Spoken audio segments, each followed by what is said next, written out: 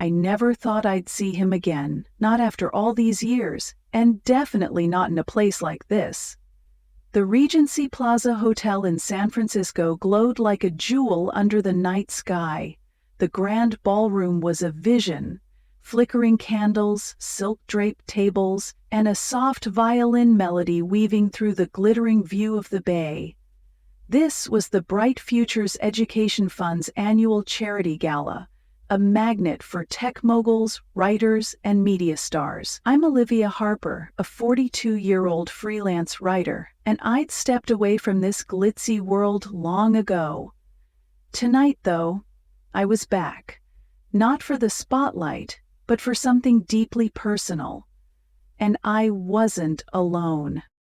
Beside me were three young people: Ethan, 18, tall with piercing eyes; Mia, 17, radiant with a bright smile; and Noah, 16, quiet but with a gaze that cut deep. We moved together, a unit, drawing eyes from every corner of the room, not just for how we looked, but for the bond between us. I felt the weight of curious stares, but one look sliced through the crowd, stopping my heart for a beat. It was him, Daniel Voss, my ex-husband, the man who promised me forever until the day a doctor said I couldn't have children. 16 years ago, his footsteps echoed out of my life, each one tearing me apart. Now, at 45, he stood there in a flawless suit, silver flecks in his hair, still every bit the charming tech founder. But when his eyes landed on the three kids beside me, confusion flickered across his face. Ethan had Daniel's sharp blue eyes. Mia tilted her head just like he did. Noah stood with the same strength I once loved. Daniel stepped closer, his hand trembling around a champagne glass, a shake only I'd notice. "Olivia?" he said, his voice rough, like he couldn't believe I was real. I smiled, not cold, not warm, just steady. "This is Ethan, Mia, and Noah." Each name, Ethan, Mia, Noah, landed like a stone, cracking the polished surface of Daniel's world. His eyes darted between their faces, searching for an explanation that wasn't there. I saw sweat bead on his forehead, a faint glisten under the chandelier light. He was trying so hard to hold that calm, confident mask he'd perfected over years of boardroom pitches, but I knew him too well. That tremor in his hand, the way his jaw tightened just a fraction, those were cracks in the armor only I could see. "Olivia," he said again, his voice rougher now, like gravel. He couldn't finish the question, as if saying it out loud would make it too real. Mia, with all the fearless clarity of her 17 years, stepped forward, her chin lifted. "We're Mom's kids," she said, her tone sharp but steady. "The real question is, who are you in this story?" Her words hung in the air, sharp as a blade. The hum of the gala, clinking glasses, murmured laughter, seemed to fade, like the room was holding its breath. Daniel's gaze flickered to Mia, then to Ethan, who stood with his arms crossed, his blue eyes locked on his father with an intensity that mirrored Daniel's own. Noah stayed close to me, his hand brushing mine, a quiet gesture of protection. I squeezed his fingers gently, feeling the strength in him, the strength I'd nurtured alone. Daniel took a half step back, his champagne glass tilting slightly. "I don't understand," he said, almost to himself. You told me you couldn't." I cut him off, my voice even, like a still lake. "We believed that once, Daniel. You, me, the doctors.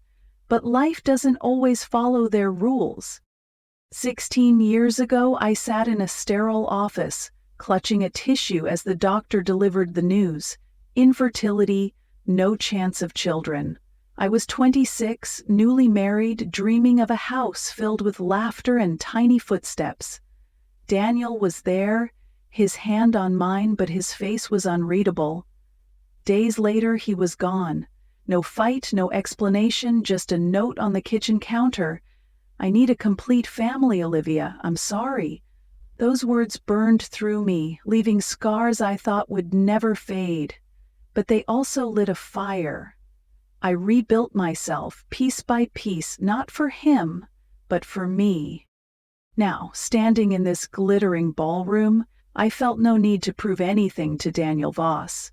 But I saw the questions swirling in his eyes, the panic creeping into his posture. He looked at Ethan again, at the sharp jawline that echoed his own, then at Mia's familiar tilt of the head, the way she stood with one hand on her hip, just like he used to. Noah's quiet strength, the way he held himself, was a mirror of Daniel's younger self. It was undeniable, and he knew it. Ethan spoke, his voice low but cutting. "If you want the truth, you'd better brace yourself. It doesn't need your permission to exist." Daniel's lips parted, but no words came out. I could see his mind racing, trying to piece together the impossible. He'd walked away believing I'd never be a mother, that our story ended with that doctor's verdict. Now, here I was, with 3 kids who carried parts of him in their faces, their gestures, their fire. Mia tilted her head, her eyes narrowing. "So, what's it gonna be? You gonna stand there staring, or do you have something to say?" I placed a hand on her shoulder, a gentle signal to ease back. She was fierce, my Mia, but I didn't want this moment to spiral into chaos. Not here, not with San Francisco's elite watching, their whispers already buzzing like static. I looked at Daniel, meeting his gaze head on. "We'll talk," I said, my voice firm but not cruel. "But not here, not in front of all these eyes waiting for us to fall apart." Noah leaned in, his voice barely above a whisper.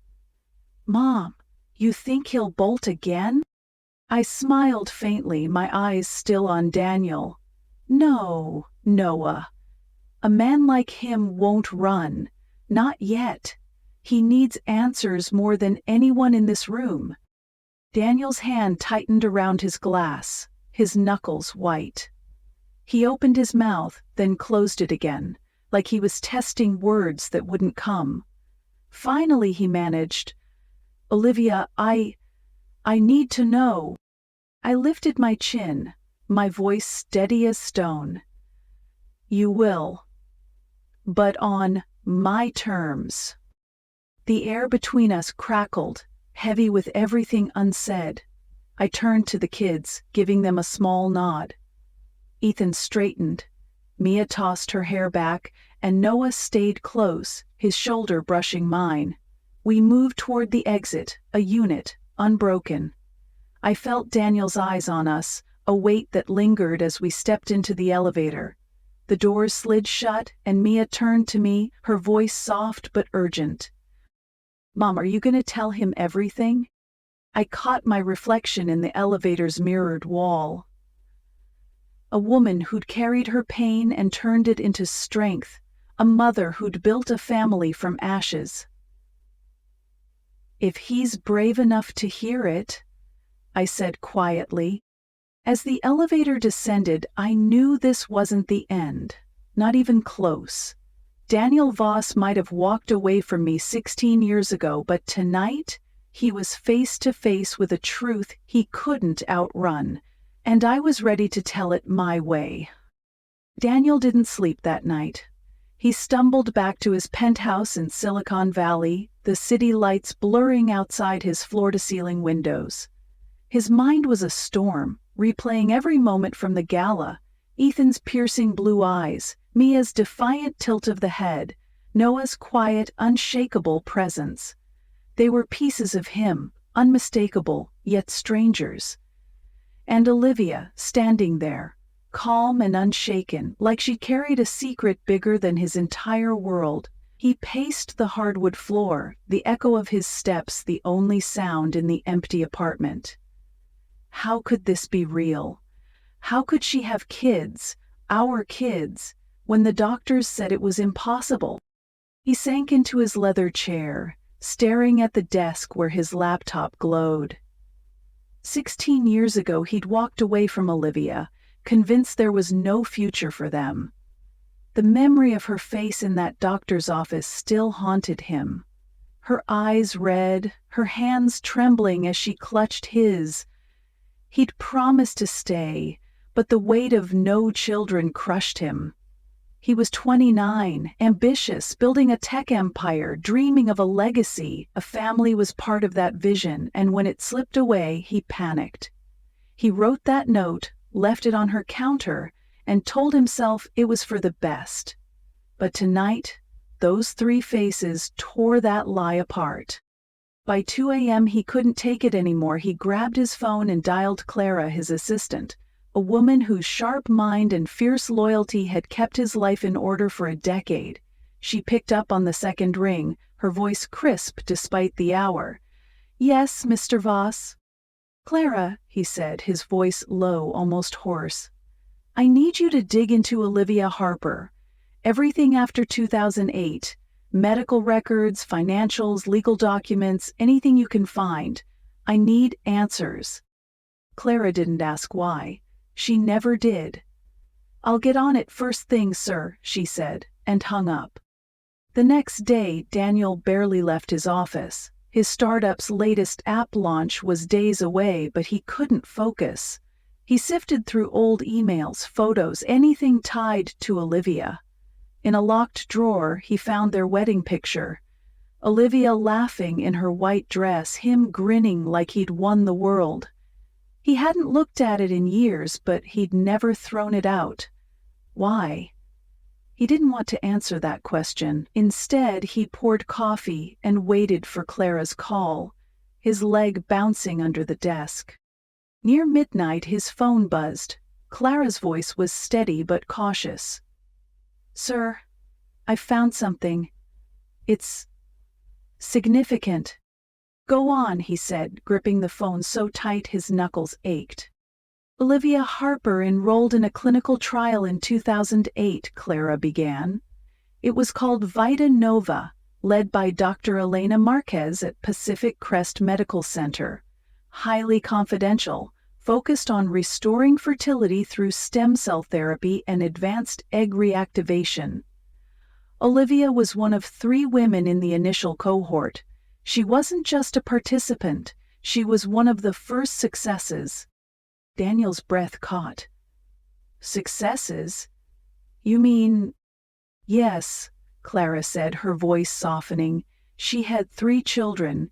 Ethan, born 2009, Mia, 2010, and Noah, 2011, all born at Pacific Crest. I accessed encrypted medical files, don't ask how. Their birth records list Olivia Harper as the mother, and the father?" She paused, as if giving him a moment to brace. "DNA tests confirm it's you, sir, a 99.98% match." The room seemed to tilt.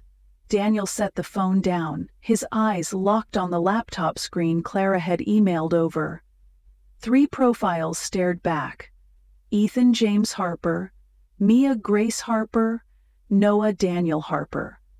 Birth dates, blood types, and that damning line, Father Daniel Voss. He clicked on Ethan's file, then Mia's, then Noah's. Each had a photo, school portraits, candid shots, and every face carried a piece of him. Ethan's jaw, Mia's smile, Noah's posture. It was like looking at a mirror broken into 3 parts. He leaned back, his chest tight. "How?" he whispered, though Clara couldn't hear. He thought back to 2008, the year after he left. He was in New York, pitching to investors, drowning his guilt in work. Olivia must have been in a lab, signing waivers, hoping against hope. While he built his empire, she built a family. Their family. He scrolled to an ultrasound image in Mia's file, a grainy black and white snapshot of a tiny life. His daughter. He should have been there, holding Olivia's hand, crying with her. Instead, he was a ghost. A name on a record he didn't deserve. The weight of it hit him. Not anger, not betrayal, but a hollow ache. He hadn't been lied to. He'd been the one to walk away, to slam the door on a future he couldn't see. His phone buzzed again. Clara's voice was quieter now. "There's more, sir. Olivia never tried to contact you. No legal claims, no requests for support. She raised them alone. Financially, she struggled early on, freelance writing gigs, some loans, but she stabilized. No criminal record, no red flags. She's formidable." Daniel closed his eyes. Formidable. That was Olivia. The woman who'd laughed at his terrible cooking, who'd stayed up late typing stories while he coded in their tiny apartment. The woman he'd left because he couldn't face a life without the future he'd planned. And now, she'd done the impossible without him. He stood, pacing again, the city lights mocking him through the window. He thought of the gala, of Olivia's steady gaze, her refusal to crumble. She didn't need him anymore. Maybe she never had. But those kids, Ethan, Mia, Noah, they were his too. Not just in blood, but in the way they moved, the way they challenged him. He couldn't undo 16 years, but he could face them now. He had to. He picked up the phone.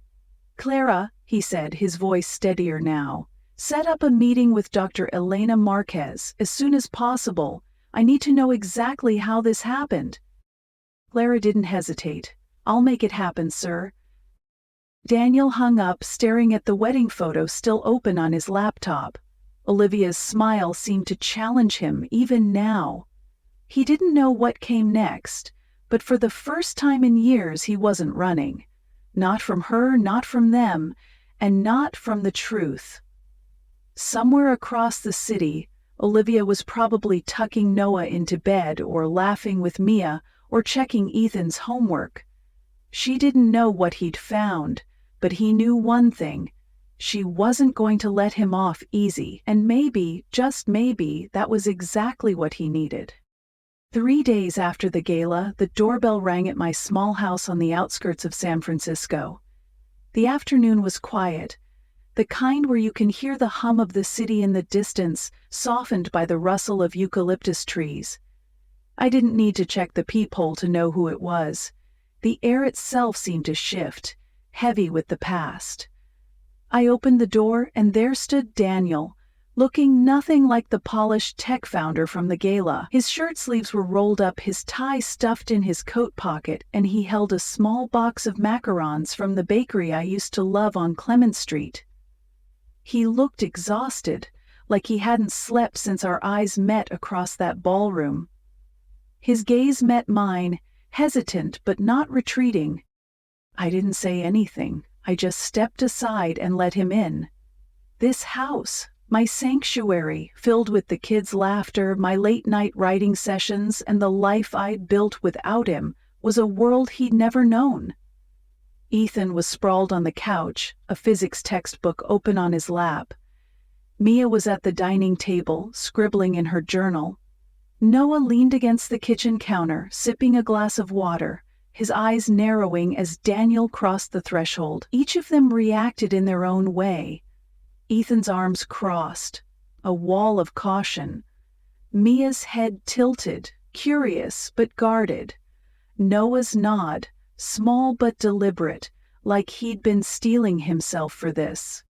Daniel stopped in the middle of the living room, his hands clasped tightly, as if to keep them from shaking. He took a deep breath, his voice low but steady. "I know I don't belong here. I know I don't have the right to stand in this room. But I can't keep living without facing this. I need to know what happened, and I want to be heard." The words hung there, raw and unpolished. I stayed silent, leaning against the wall, letting the kids take the lead. They'd grown up with my stories, my strength, my love. This was their moment as much as mine. Ethan was the first to speak, his voice cold, cutting through the quiet. "Heard? For what? So you can feel better about walking out on Mom before we were even born?" Daniel flinched, but he didn't look away. "No," he said, his voice softer now, Not to feel better, to understand, to take responsibility if you'll let me." Mia set her pen down, her eyes locking onto Daniel's. She had this way of seeing through people, a gift she'd had since she was little. "If you'd known Mom could have us, would you have stayed?" Her question was a thunderclap reverberating through the room. The silence that followed was heavy, almost suffocating. Daniel turned toward the window, where the afternoon light spilled across the hardwood floor. He ran a hand through his hair, the silver strands catching the glow. Then he turned back, his eyes meeting Mia's, then Ethan's, then Noah's. "I want to say yes," he said, his voice breaking just a little. "I want to tell you I'd have stayed, fought for it, been there. But if I'm honest, I don't know. I was scared. Scared of a life I hadn't planned, a future I couldn't control. And the truth is, I chose to leave." His words landed like stones in still water, rippling through us. I saw Ethan's jaw tighten, his fingers curling into fists. Mia's lips pressed into a thin line, but her eyes stayed steady, searching. Noah, my quiet one, shifted his weight, his gaze never leaving Daniel. I wanted to step in, to shield them, but I didn't. They deserved to ask, to hear, to decide for themselves. Noah spoke, his voice soft but firm, the kind of strength that sneaks up on you. "So, what do you choose now?" Daniel looked at him, then at each of them, his eyes tracing their faces like he was memorizing every detail. The curve of Mia's smile, the sharpness in Ethan's stare, the depth in Noah's gaze. "I choose to stay," he said, his voice steadier now. "I choose to face this, to be here, even if you never forgive me. I won't disappear again." The room was still, the kind of quiet where you can hear your own heartbeat. I watched my kids, these incredible humans I'd raised through sleepless nights, scraped knees, and dreams bigger than my own. They didn't need a father to define them, but they were here, listening, questioning. Mia broke the silence, her voice lighter but still edged with caution. "You got a car?" Daniel blinked, caught off guard. "Yeah? What?" "There's an ice cream shop on Laurel Street," she said, standing and grabbing her jacket. "It's open till 9. Let's start there. Something simple." Ethan raised an eyebrow, glancing at me. "Seriously, Mia?" She shrugged, a spark in her eyes. "What? I'm not saying he's Dad of the Year, but their mint chip is legit." Noah looked at me, his expression unreadable. "You okay with this, Mom?" I nodded, a small smile tugging at my lips. "It's up to you three. I'm right here." Daniel's shoulders relaxed, just a fraction, and he gave a hesitant nod. "Ice cream sounds good." As they headed for the door, Ethan lingered, his voice low so only I could hear. "You sure about this, Mom? He doesn't get to just waltz back in." "I know," I said, resting a hand on his arm. "But you're not kids anymore. You get to decide what he means to you, and I'll be here, no matter what." He nodded, then followed his siblings. Daniel glanced back at me, his eyes holding something I hadn't seen in years. Gratitude, maybe? Or hope? I didn't return it, not yet.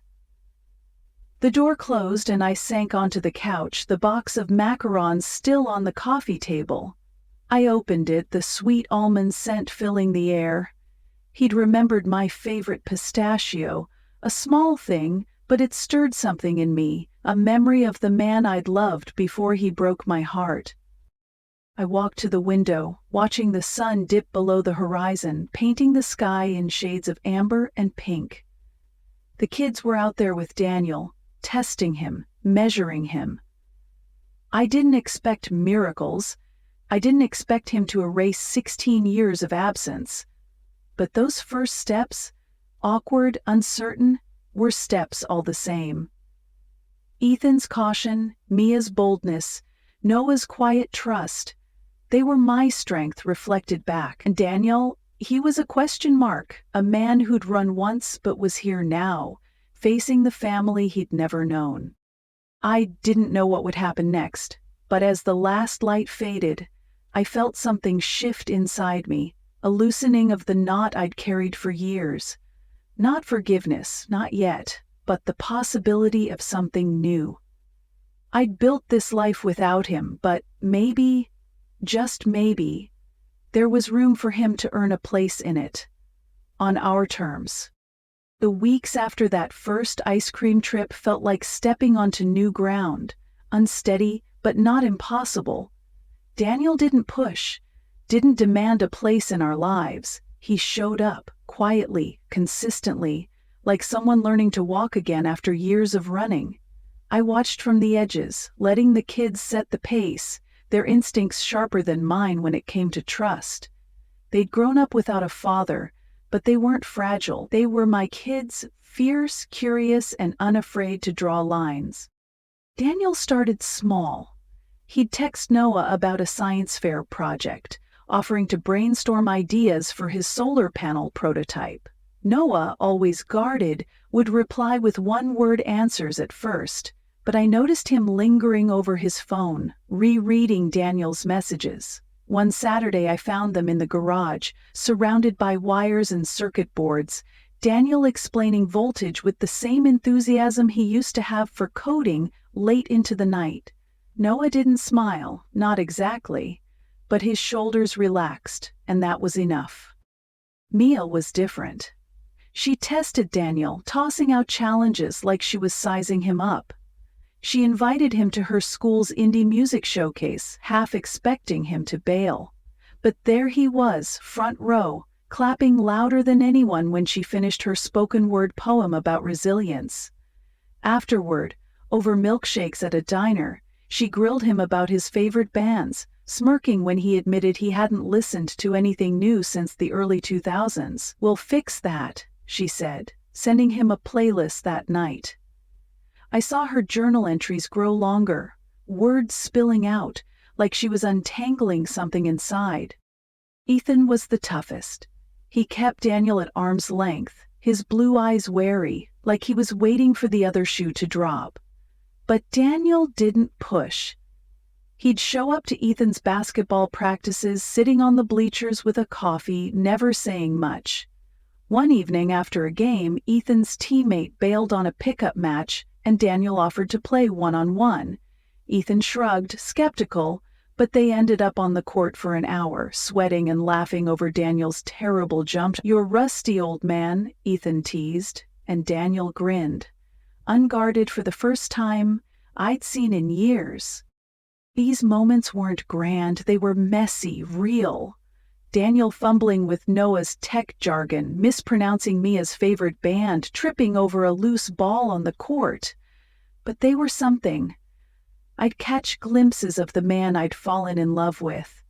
The one who'd make me laugh until my sides hurt, who'd dream big but stumble over the small stuff. I didn't let myself dwell on it though, not yet. The kids started sharing bits and pieces when they came home. Mia told me how Daniel mixed up the order at the ice cream shop, ending up with a cone of bubblegum flavor he pretended to like. Noah left a note in Daniel's car after a science fair prep session. "Thanks for the soldering tips." Ethan didn't say much, but he stopped rolling his eyes when Daniel's name came up. They were testing him, letting him in inch by inch.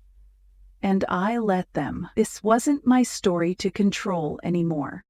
One Sunday evening, after the kids had gone upstairs, I found myself alone with Daniel on the back porch. The city lights shimmered in the distance, and the air carried the faint scent of jasmine from the neighbor's yard. I handed him a mug of chamomile tea, and we stood there, the silence comfortable but charged. He leaned against the railing, his eyes tracing the skyline. "You used to talk about this," he said softly, his voice barely above the rustle of the wind. "A house with a view of the bay, kids running around, a dog named Max barking at squirrels." I laughed, the sound surprising me. I hate dogs, Daniel, you know that. He smiled, a real one, the kind that crinkled his eyes. I know. But you said it anyway, back when we thought dreaming out loud could fix everything. I didn't argue. Those dreams were from another life, when we were young and thought love was enough.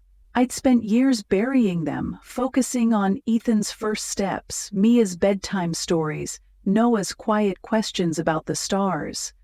But standing here, with the warmth of the mug in my hands, I felt a crack in the wall I'd built. I don't want to go back to that time, Daniel said, his voice low, earnest. I know I broke it, Olivia. But if you'd let me, I'd like to help build something new. Not perfect, not what we planned, but I looked at him, his face half lit by the porch light, his eyes holding something I hadn't seen in 16 years. Vulnerability, not the polished confidence of a tech founder, but the raw hope of a man who'd lost everything and was trying to find his way back. I didn't answer right away. The words were there, but they felt too big, too fragile. Instead, I sipped my tea, letting the silence stretch. I'm not stopping you, I said finally, my voice steady but soft. But it's not up to me anymore. Ethan, Mia, Noah, they're the ones who decide what you get to be. He nodded, his gaze dropping to the mug in his hands. I understand. The wind picked up, carrying the hum of the city, and we stood there, two people who'd once been everything to each other, now navigating a new kind of closeness. I thought about the years I'd spent hating him, the nights I'd cried myself to sleep, the mornings I'd woken up determined to be enough for my kids. I'd carried that pain like a second skin, but now, watching Daniel try, really try, I felt it loosening, just a little. I didn't forgive him, not fully. But I saw the way he looked at our kids, like they were treasures he'd stumbled upon after years in the dark. I saw the way he listened to Mia's poems, cheered for Ethan's layups, asked Noah about his dreams. And I saw myself, a woman who'd built a life from ashes, now wondering if there was room for one more person in it. As the stars began to peek through the sky, I realized something. I wasn't the same Olivia who'd watched him walk away. I was stronger, whole, a mother, a writer, a survivor. And maybe, just maybe, that strength meant I could let him try without losing myself again. One crisp autumn afternoon, with golden leaves blanketing the sidewalk, Mia walked into the kitchen, her eyes serious in a way that stopped me mid-sentence. I was editing a story at the table, papers scattered, but her question cut through the clutter. "Mom," she said, her voice soft but weighted, "why didn't you ever look for him? You always had a reason, didn't you?" I set my pen down, my heart catching. She was right. I'd carried a truth I hadn't shared, not with her, not with Ethan or Noah, and definitely not with Daniel. It was time. That evening, when Daniel came by, I asked him to sit with us in the living room. Ethan sprawled on the couch, Mia perched on the armrest, Noah stood by the window, and Daniel sat across from me, his hands clasped, waiting. "Daniel," I began, my voice steady but heavy, "there's something I never told you. When I joined Vitanova, it wasn't just about proving I could be a mother. It was about defying the doctors, defying the pain of you leaving. But after Ethan was born, Dr. Marquez shared something else." I paused, meeting his eyes. "They tested your samples from years back. You had a low chance of fathering children naturally, almost as low as mine. Vitanova's tech worked a miracle for both of us." Daniel's face froze, his eyes wide, unblinking. "You're saying I was part of the problem?" "Yes," I said, unflinching. "We both faced impossible odds. I chose to fight. You chose to walk away. The room was still, the kid's eyes on Daniel, not judging, just watching. Ethan leaned forward, his voice calm but firm. Now you know. Does it change anything? Daniel's gaze dropped to the floor, his hands trembling. Then he looked up, his voice raw. No, it doesn't. I'm not here because of biology.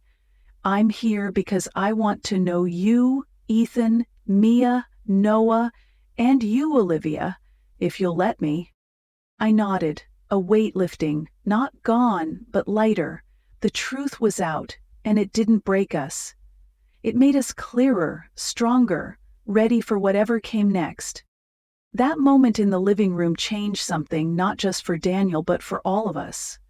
It wasn't a fairy tale ending, no sudden rush of forgiveness or a perfect family portrait. But it was real. Daniel and I didn't go back to what we were, too much time, too many scars. Yet we found a new rhythm, a way to share space without breaking. He became someone the kids could turn to. Not a dad in the way storybooks paint, but a presence, steady and trying. He'd listen to Mia's poems, cheer at Ethan's games, help Noah tweak his inventions. And they let him, on their terms.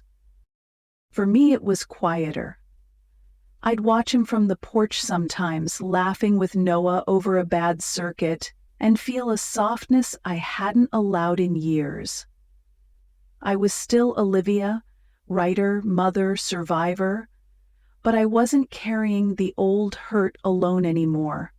Daniel was there, not to fix it, but to share it, to try. That was enough. Life doesn't let you erase mistakes. It leaves marks, on hearts, on years. But it also gives you chances to move forward, to choose courage over regret, kindness over blame. My kids taught me that, with their questions, their strength, their willingness to open a door. Daniel taught me too, showing up when it would have been easier to stay gone. I don't know what our story looks like tomorrow, but today, it's enough to know we're writing it together, imperfect and honest. What would you do with a second chance? Would you let someone back in after they broke your heart? I'd love to hear your thoughts, share them below, and if this story touched you, stick around for more about family, healing, and starting over.